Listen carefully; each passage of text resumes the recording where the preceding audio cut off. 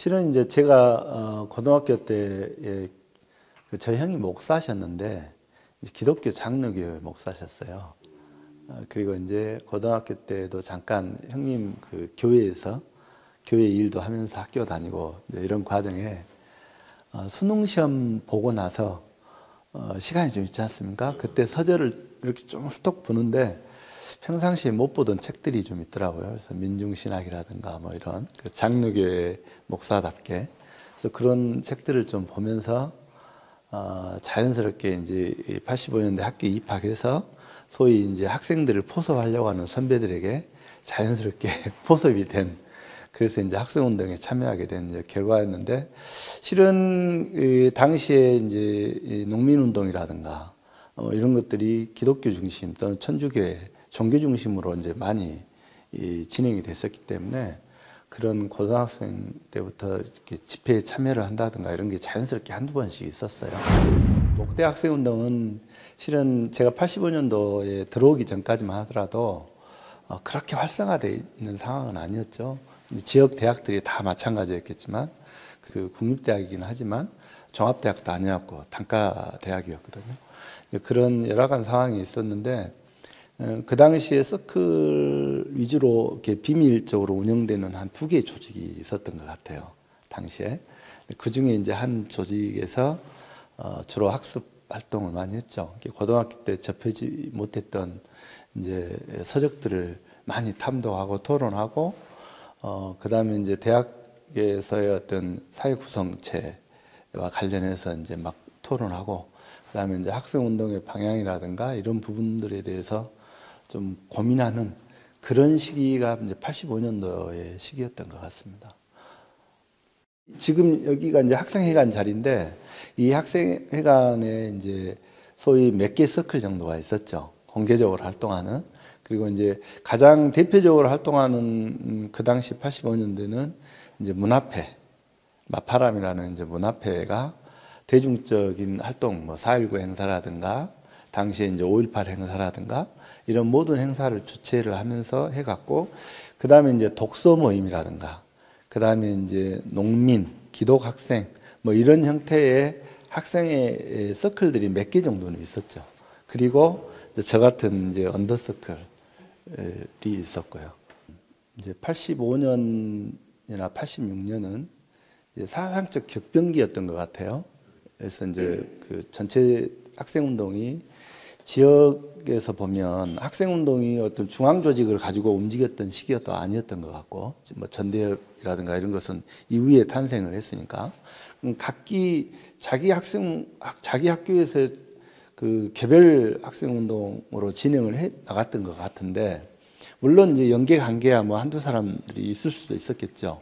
근데 그러다 보니까 자기 문제는 자기가 해결해야 되는 학교에서 이런 상황이었고, 그 85년 6년의 그 상황이 87년 6월 항쟁 전 상황으로 보면, 학내에서 이제 소위 강조항쟁 이후에 그 반미 투쟁이 이제 본격화되고, 이제 그것이 각 지역의 학교별로 부어오는 그 지역의 어떤 상황에 따라서 약간씩 바꿔지긴 했지만, 여기 같은 경우는 이제 농도이다 보니까 당시에 수익 개방이라든가 민족 경제를 그 움켜쥐고 있는 미국에 대한 본질, 그 다음에 강조 항쟁에 대한 미국의 개입, 이런 것들에 대해서 반미 구호가 이제 주로 이렇게 나오는 그런 시기였는데, 86년 같은 경우는 저 개인적으로 보면 휴학을 했어요, 실은.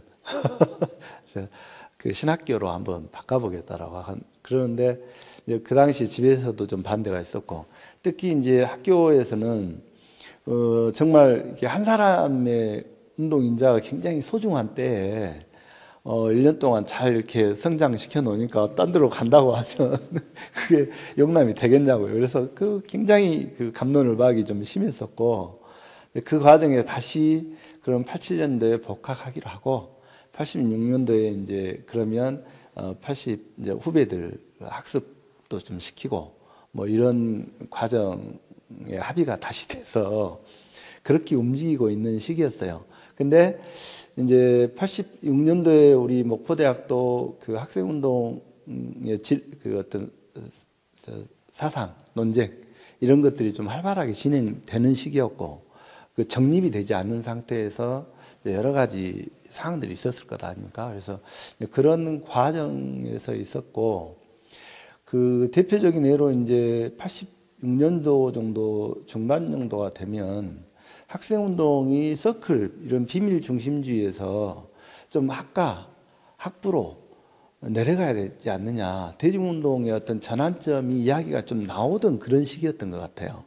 그래서 이제 그 과정에서 여러 가지 그 논쟁이 이제 주로 있었던 거였고, 근데 그게 비밀 서클 중심주의적으로 가야 된다, 대중적으로 가야 된다 이런 과정에서 이제 목포대학 하면 잊을 수 없는 사건이 있죠. 학생운동사에서.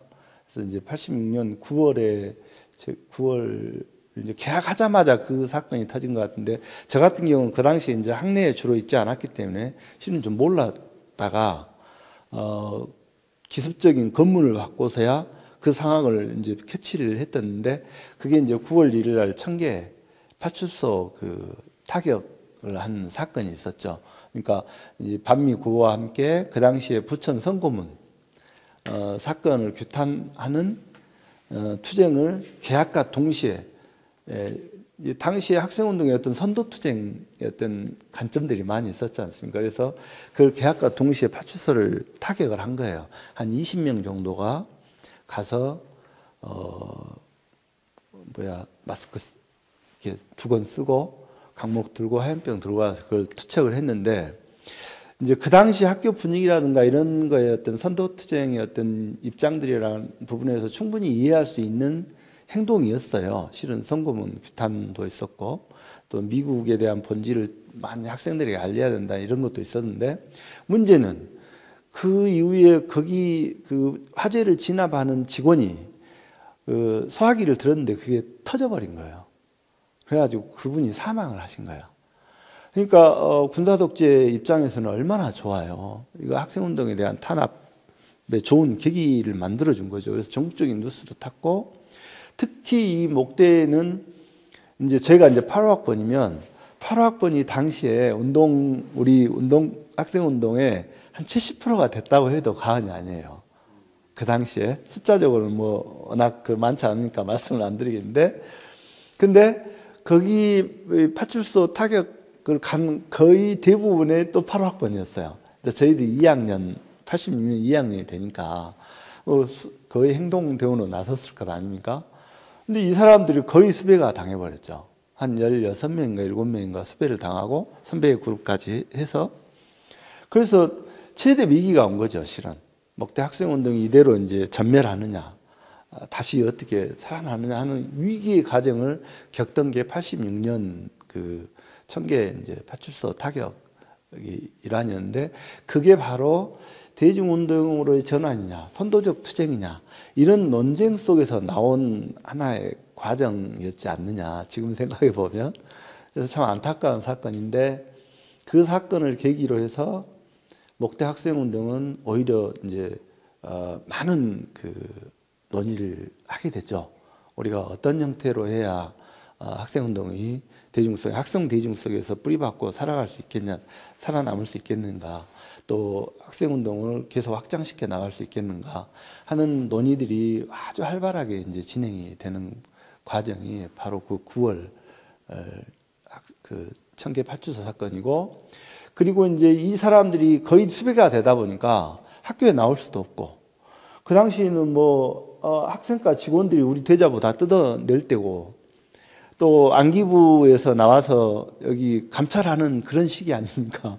그러니까 이제 잡혀 나가기도 하고, 후문, 정문에서 경찰들이 서서 다 이렇게 지켜보고 검문해서 잡혀가기도 하고 이런 상황이다 보니까 또 더 선도적 투쟁을 했죠. 그래서 이제 반파쇼, 반미, 그래서 반반투 이런 형태의 투쟁위원회를 구성을 해서 수배된 선배 그룹과 저희 동기 그룹들이 이제 그 투쟁위원들을 맡고, 실은 이 사람들을 정리하는 단계잖아요. 이제 그대로 둘 수가 없으니까. 그렇게 해서 예를 들면 당시에 목포에 있던 민정당사를 이제 그 점거하게 해서 몇 분 만에 이 사람들 잡혀 나가고, 이런 식으로 해서 정리하는, 그러다 보니까 적은 숫자에서 굉장히 어려운 86년을 이제 지내게 되는 그런 과정이었고, 그 86년 9월이 이제 그런 상황이었고, 거의 10월 정도에 그 당시에 수배당했던 이제 분들이 정리될 사람 다 정리를 시켰죠. 그리고 이제 몇 사람은 계속 이제 수배 중이었지만 이제 크게 그 저쪽에서도 관여하지 않는 이런 상황이 됐죠. 이제 그 과정에서 아까 이야기했던 이제 학과로 내려가서 학과 학생회장이라든가 또는 학부, 그 당시에 학부제였으니까 학부의 어떤 그 단대별 학생회장을 이제 그 선출을 시켜야 된다든가 이런 논의가 본격화되면서 서클 4층 이 학생회관 중심에 있었던 또는 지하에 숨어 있었던 사람들이 저 같은 경우도 이제 제가 89년도 말지 기무사 그 사찰을 했던 1,500명 명단에 저도 들어가 있었는데요. 제가 87년도부터 그쪽에 드러났더라고요. 그러니까 86년도까지는 잘 숨겨진 거예요. 서클 활동을 잘했던 거죠. 그런 상황이었는데 87년도는 대거적으로 이제 학과에서 우리 역량들이 이제 학생회 선거에 나오게 되고, 그 다음에 87년도에 이제 그 학생회장, 총학생회장 선거에서도 우리가 이제 후보를 내게 됐는데, 그 일반 학생들이 저희 운동권 학생들에 대한 이미지가 그래도 좋았던 것 같아요. 최초로 이제 87년도에 공식적으로 총학생회 출범을 하게 되죠. 그리고 또 그 전에 그 우리 86년도, 85년도부터 쭉 해왔던 그 전방 입소 반대 투쟁들이 있었지 않습니까? 이거 굉장히 훌륭하게 제가 생각해도 해냈던 것 같아요. 그래서 그러면서 학우들에게 이제 많이 인정받는 이제 이런 과정들이 좀 있었고, 그러면서 이제 총학생회가 구성이 되고, 그 총학생회가 출범하는 틀에서 87년 이제 4.13 호원족치를 맞이하면서 본격적인 이제 투쟁이 시작이 됐죠. 뭐 처음에 시작할 때는 50명, 100명 정도가, 여기서는 지리적 위치 때문에 뭘 어떻게 할 수가 없어요. 그 당시에 언론이 뭐 학생운동에 조명해 주는 것도 아니고 집회한다고 해서 방송 내보는 것도 아니고. 근데 여기서 싸울 수 있는 방법은 여기 교문 나가서 국도 2호 도로를 점거하는 방법밖에 없어요. 그렇게 해서 차를 1시간 동안이나 뭐 못 가게 하면 그 언론에 나오거든요. 저 싸우고 있네? 이 정도는 되는 거거든요. 그러니까 맨 교문 진입을 하기 위해서, 도로 점거를 하기 위해서 교문 밖으로 나가면 저희보다 학생 숫자가 더 많은 전경들이 배치되고, 백골단 배치되고, 페퍼포구 한 2대 정도 와가지고 쏴대고, 이렇게 하는 과정이 87년 총학생회 출범 이후에 계속 있었던 것 같아요. 제 기억으로는. 그러니까 이제 4.13 호원 조치 이후에 저희들이 이제 한 뭐 7, 80명, 100여 명 정도가 싸우고 있으면 이제 밀릴 거 아닙니까? 그러면 여기 앞에 학생회관 거의 뭐 중앙 도서관 있는 데까지 전경들이 진입을 해 들어오면, 그 당시에 이제 새로운 변화를 본 거예요. 도서관에 있던 학생들도 나오고 강의실에 있는 학생들이 서서히 나오기 시작해서 저희들을 이제 보호해 주는 거예요. 그러니까 더 이상 못 들어오죠, 전경들도. 그 전에는 뭐 침탈 당해서 뭐 저 뒤에 산으로 승달산 뒤로 막 도망 다니고 그랬어요. 저 산 넘어 다니고. 근데 이제 한 5월 정도 되니까 학생들이, 일반 학우들이 나와서 저희들을 지켜주더라는 겁니다. 그런 과정이 이제 6월 전까지는 학내에서 계속적으로 지속이 됐고, 또 저희들이 학내에서 싸우고 나서 목포 선전전을 나가죠. 근데 저희들은 이 도로 차단당해버리면 그 건물에 걸리기 딱 좋아요. 그러니까 그게 안 걸리고 나가는 게 최고 기술이었고 관건이었어요. 그래서 이제 그 온갖 그 계획을 다 짜내서 목포 나가서 유인물 한 10분, 20분 뿌리면 벌써 경찰들이 맞고 쫓아나오고 도망 다니고, 이게 그 당시에 그 저희들이 일상이었다고 생각하시면 될 것 같습니다. 학교에서는 이제 4.13 호원조치 이후에 60 범국민 그 대회 전까지 5.18이라는 게 있었잖아요. 그러면 그 전부터 학내에서 계속적으로 4.19 행사라든가 5.18은 학내에서 이제 학생들 대상으로 해서 크게 집회도 하고 뭐 마당극도 하고 이런 것들이 끊임없이 이어졌어요. 5.18 행사 이후에는 또 지역 시민사회단체하고 그 5.18 행사를 치르기 위해서 역전으로 이제 가는. 근데 거기에 이제 모든 선도적인 싸움들은 목포대학교 학생들이 중심이 될 수밖에 없었죠. 87년도만 하더라도 86학번들은 거의 없었는데 87학번들이 대거적으로 많이 좀 확보가 이제 학과로 진출하면서 되는 상황이었기 때문에 학과장이 야 오늘 목포에서 모여 이렇게 하고 학생회장이 학과에서 이렇게 선전을 한단 말입니다. 그러니까 대부분의 또 학생들이 그 당시에는 동조를 해줬고 그러면서 이제 목포 시내 집회에도 자연스럽게 이제 학생 위주로 선도투쟁을 해 나가는 이런 상황이었고요. 그러니까 87년도에 저 같은 경우는 이제 그 비밀 서클 활동을 해왔던 동지들하고 목포에다가 이제 방을 하나 얻어놨어요. 그러면 여기에서 예를 들면 화염병 하나를 만들더라도 운반하기가 힘들어요. 걸리니까 건문에. 그래서 목포 자체 내에서 그걸 만들어야 되잖아요.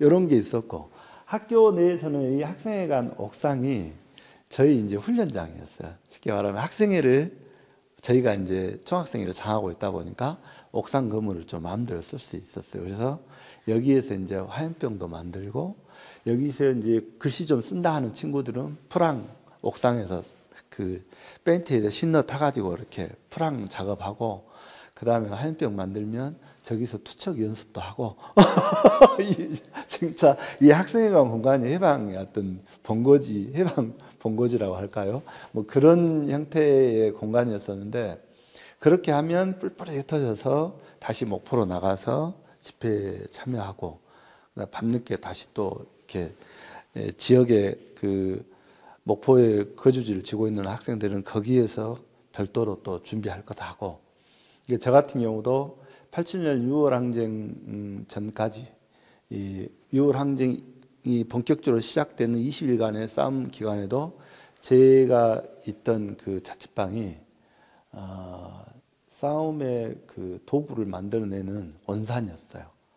거기에서 소위 한 3평, 4평밖에 안 되는 방에서 한 8명, 9명, 10명 정도까지 모여가지고 밤새 이제 집회하고 나서 화염병 만들고 뭐 이런 그 본고지로 좀 활용이 되고 막 그랬었는데 아무튼 그 시기가 저희 목포대학 학생들에게는 상당히 대중화되면서도 싸움에서 절대 밀리지 않는 전투적인 싸움을 벌이는 그런 그 계기를 만들었던 것 같아요. 60대 이전까지.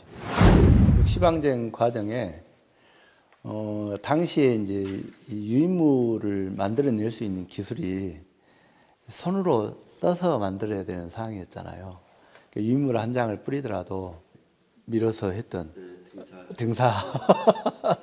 이걸로 선점을 하나 뽑아내려면 밤새 내내 고생해가지고 한 500장 만드는 수준이었지 않습니까? 그러면 이제 뭐 우리 학생들한테 주어진 내용 여기서 우리 만들어갖고 가봤자 몇백 장 안 되죠. 뭐 이런 에피소드인데 이런 과정이 있었는데 제가 교회에 있었다고 그랬잖아요. 근데 그 당시 교회에는 수동 등사기가 있었어요. 이렇게 돌리면 착착착 하고 나오는. 제가 그 홍보 담당하고 있는 친구하고 야 이렇게 해갖고 언제 한대. 나는 이제 홍보 쪽은 아니었는데 너무 답답한 거잖아요. 몇 장 돌리고 나면 없어지니까. 그 당시에 시민들이라든가 학생들도 굉장히 열정적인 반응을 보이셨기 때문에 그런 유인물들이 굉장히 저희들한테 필요했거든요. 그래서 도저히 안 되겠다. 가자. 그래서 밤 이제 버스 끊어지기 전에 저희 그 형님 교회로 진입을 했죠. 둘이 모르게. 저는 이제 교회 구조를 너무 잘하니까 그래서 저희 형님 교회에서 등사기를 훔쳐와가지고 그렇게 크지는 않은데 눈이 꽝꽝꽝 되고 버스 끊어지기 전까지 이제 그 보자기로 싸가지고 그래서 그걸 이제 훔쳐와서 자취방에서 그걸 이제 사용하는 방법을 모르니까 제가 가르쳐 드리잖아요. 저는 이제 주보도 만들어 보고 해놔서 제가 그 방법을 아니까 야 이렇게 해봐 했더니 이 친구가 그냥 우와 뭐 이런 세상이 있냐. 하룻밤에 몇천 장을 만들어내는 거예요. 근데 문제는 이게 이제 자취방이 다 옛날에는 그 한옥집 이런 데 조그만 방을 하다 보니까 주인집하고 가깝잖아요. 이걸 옛날 등사기를 밀 때는 소리가 안 났는데 이걸 돌리면 착착착 소리가 나니까 이거 이제 주인 의심 무서워서 혹시 신고라도 해버리면 어쩌나 해가지고 이불로 그걸 뒤집어 쓰고 안에서 불을 켜서 돌리는 이제 그러면서 선전물을 만들어내고 했던 그 기억이 나는데 이 목대는 참 어려웠어요. 당시에 나가는 시간도 그렇고 들어오기도 검문 검색에 걸리기도 조심해야 되니까 그런 게 굉장히 신경 썼었죠. 시내에 학교가 없다 보니까 그런 과정이었고 그때 당시에 이제 참여율은 뭐 저희야 뭐 세력이 뭐 100명도 안 되는 운동권 세력이었지만 당시에 학생들이 어마어마하게 각 학과에서 일반 학우들이 많이 집회에 참여를 했었죠. 그러니까 이 싸움이 심하게 전경들이 이제 진압이 오기 전까지는 상당히 많은 학생들이 참여를 했었고 당시에 시민들도 엄청난 호응을 보였죠. 그리고 그 당시에는 뭐 백골단 뭐 해서 뭐 어마어마하게 그 폭력을 가하고 무자비하게 연행하고 그랬잖아요.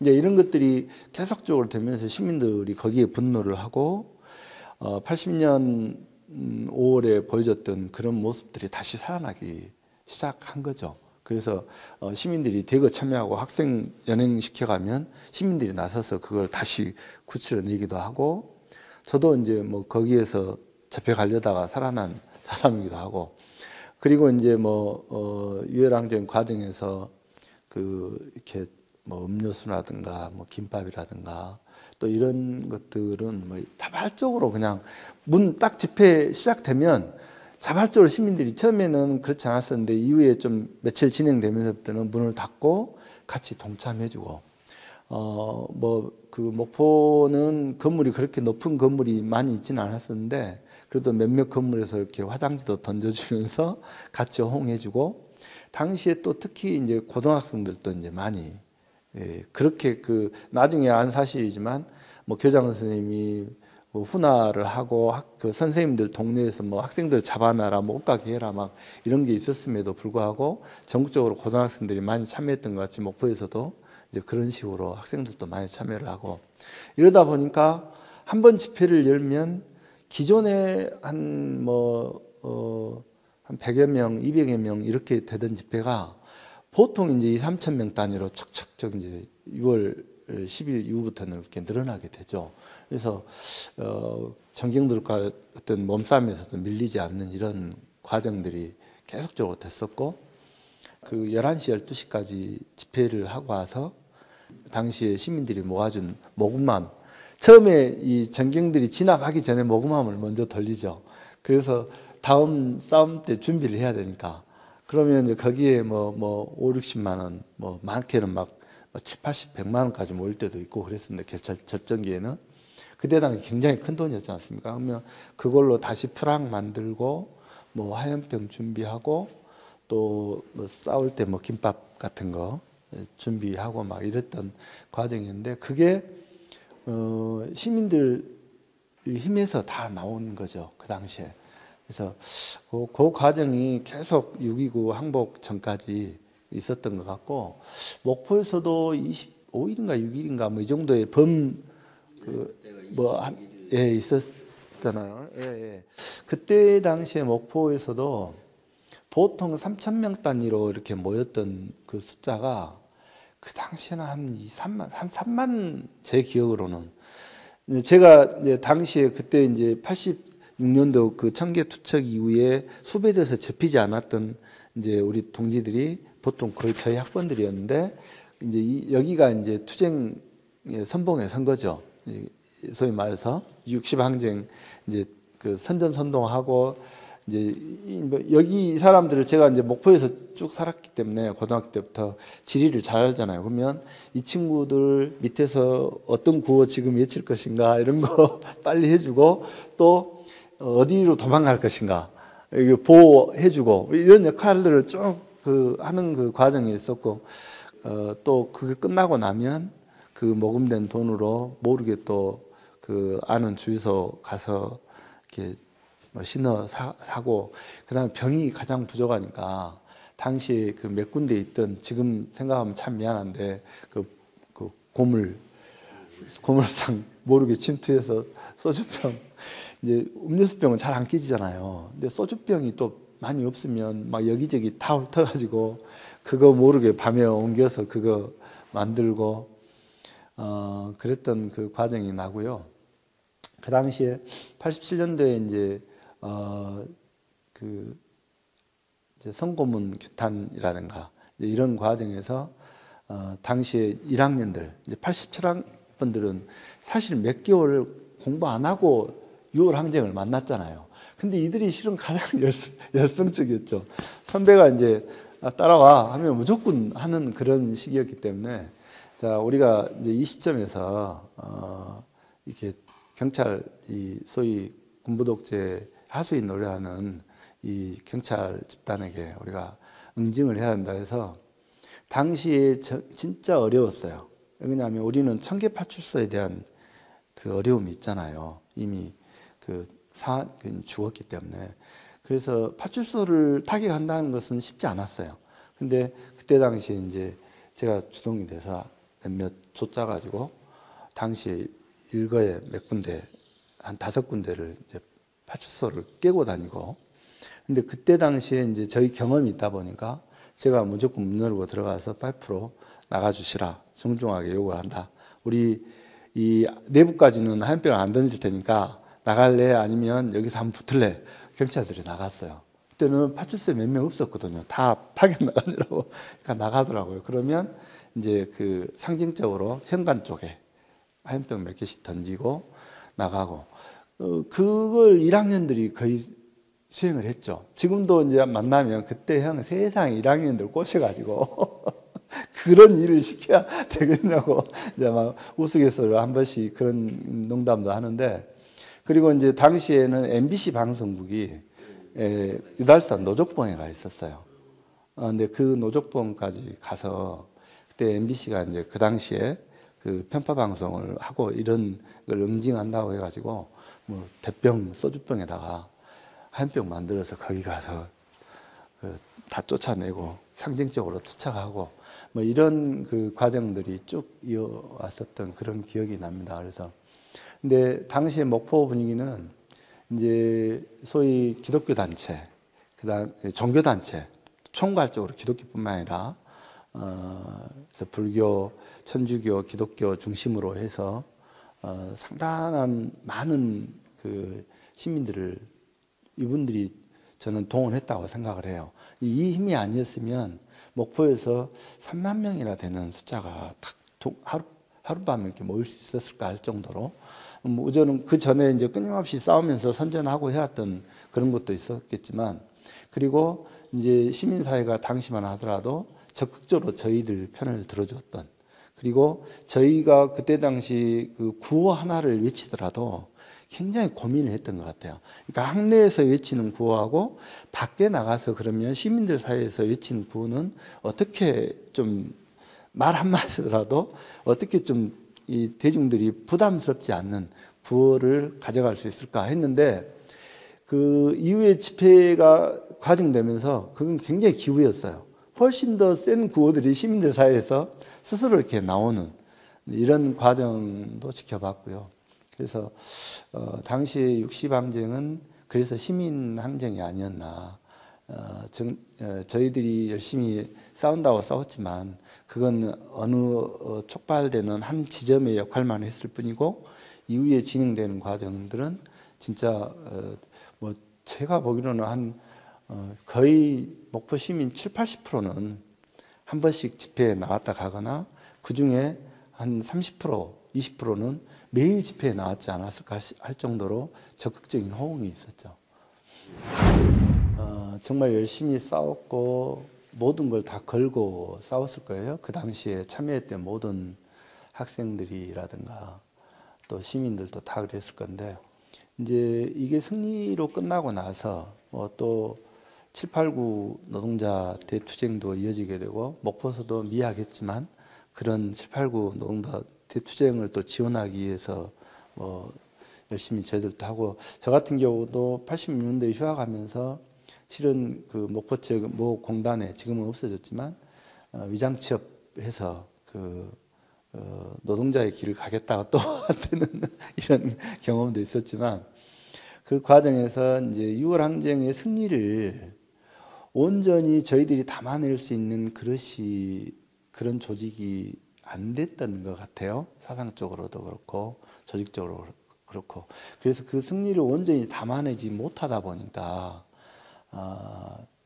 그 소위 대통령 선거에 지게 되고, 또 우리 목대 같은 경우는 안타깝게도 당시에 이제 그 우리 박태영 열사가 12월 9일에 분신하게 되는, 그래서 이제 박태영 열사는 6월 항쟁 이후에 다시 언제 그랬나 듯이 평안하게 돌아가는 학생들의 모습을 보면서 민족 지성이 깨어야 있어야 된다라는 피켓을 들고 45일간, 46일간 단독 시위를 합니다. 실은 대통령 선거가 분열이 되면서 바빴어요. 그래서 이제 박태영 열사 같은 경우는 87년도에 그 삼수해서 이제 들어왔던 학생이고, 실은 제 고등학교 같은 반 학생이었어요.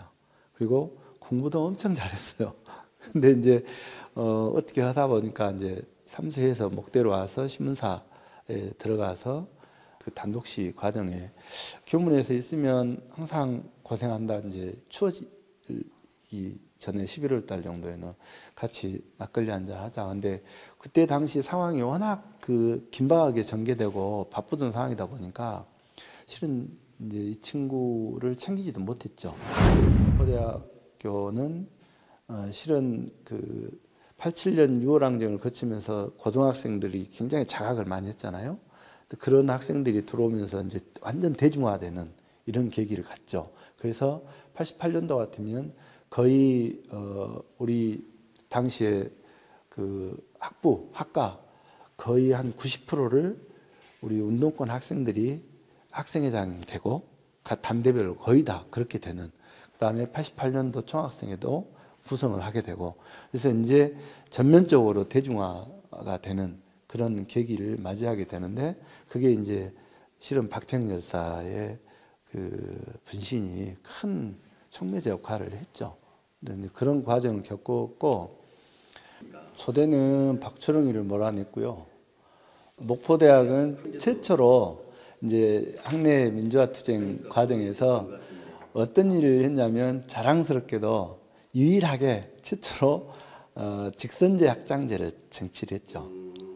87년 6월 항쟁 이후의 덕이죠. 그걸 경험했던 학생들이 이제 정부에 대한 투쟁이 아니라 학내 투쟁에서 적극적으로 호응을 해줬고, 그 당시에 모든 학과들이 다 아마 했을 거예요. 그래서 직선 학장제 쟁취를 88년도에 최초로 이루어내는, 그 이후에 전국적으로 그게 학사인이 되는 이런 성과도 있었죠, 당시에. 그러니까 그 성과를 온전히 못 담으면 89년도 총학생회장 선거에서 굉장히 힘들었어요.